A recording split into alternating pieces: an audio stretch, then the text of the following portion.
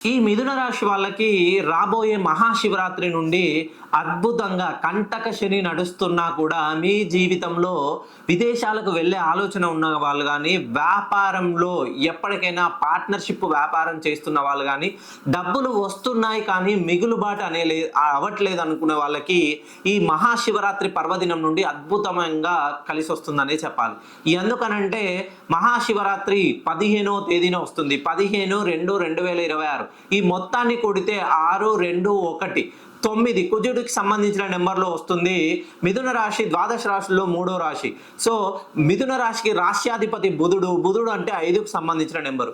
ఎవరైతే మిథున రాశిలో జన్మించి ఈ 5కు సంబంధించి 5, 11, 20, 29 ఈ డేట్ ఆఫ్ బర్త్లో జన్మించిన వాళ్ళు కానీ, లేదా మీరు 5కు సంబంధించిన నెంబర్లో మీ వ్యాపారాన్ని ప్రారంభించినా కానీ ఒక్కసారి మీ పేరులో ఉన్నటువంటి దోషాన్ని సవరించుకోండి. ఎందుకనంటే మీరు సంపాదిస్తున్నారు, మీ పేరులో లక్ష్మీదేవి అనుగ్రహం ఉంది, కానీ ఈ కంటక శని ప్రభావం వల్ల ప్రతి పని ఆలస్యం అవుతుంది.